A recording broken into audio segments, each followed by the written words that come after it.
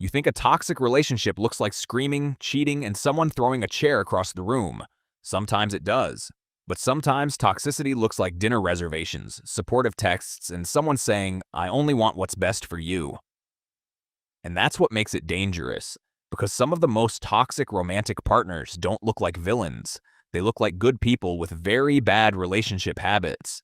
So here are 5 unexpectedly toxic romantic partners, and the historical wisdom that can help you recognize them before your relationship becomes a full-time unpaid therapy job.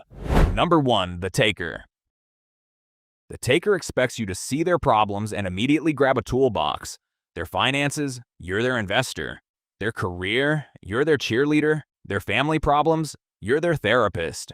At first, it feels good to be needed. Finally, someone values all that I have to offer. But eventually, you realize something disturbing. There is no reciprocity. They don't want a partner. They want a bottomless cup. The relationship becomes parent and child instead of 2 adults.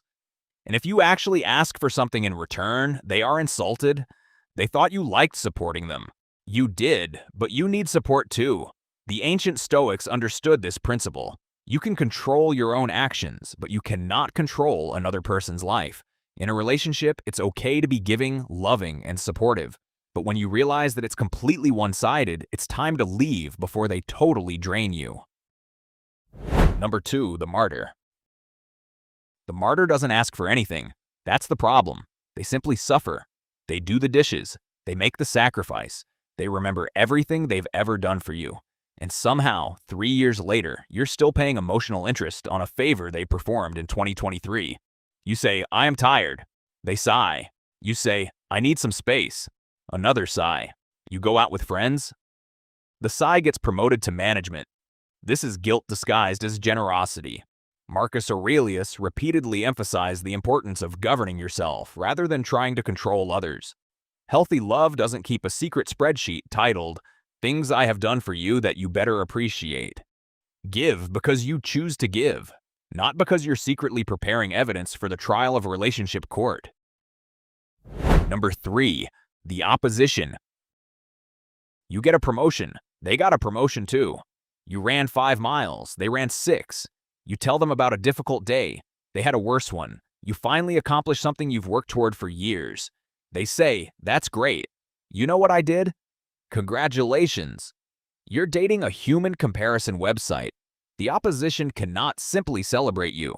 Your success somehow threatens their position. But Laozi's philosophy reminds us that constant competition can pull us away from harmony. Your partner shouldn't be your opponent. A relationship isn't supposed to be the Olympics. There are no gold medals for making your partner feel small. Number 4, us against the world partner. This one feels incredibly romantic at first. We don't need anyone else. You're all I need. Everyone else just doesn't understand us.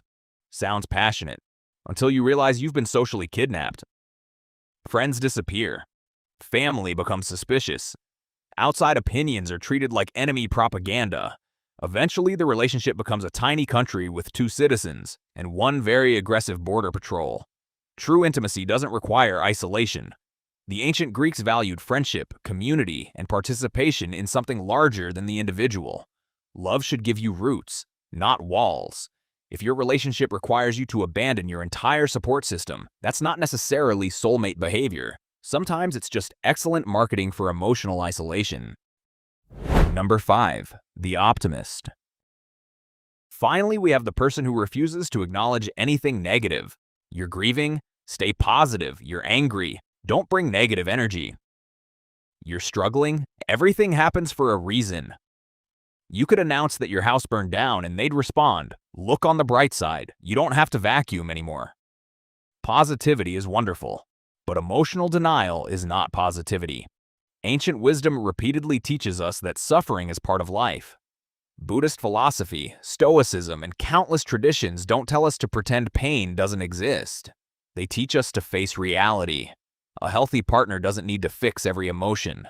Sometimes they simply need to sit beside you and say, "Yeah, this really sucks. I'm here." The lesson? Toxicity isn't always obvious. Sometimes it looks like helping. Sometimes it looks like sacrifice. Sometimes it looks like passion. Sometimes it looks like positivity. And sometimes it looks like someone who loves you so intensely that they slowly convince you that you don't need anyone or anything except them. History gives us a useful warning. Virtue without balance can become its opposite. Help without boundaries becomes control. Sacrifice becomes manipulation. Competition becomes resentment. Closeness becomes isolation, and positivity becomes denial. So before you ask, does this person love me? Ask the more important question. Who am I becoming because I'm with them? Because the right relationship doesn't make you smaller. It helps you become more fully yourself. Remember, life can be hard. To make it easier, follow history's instructions.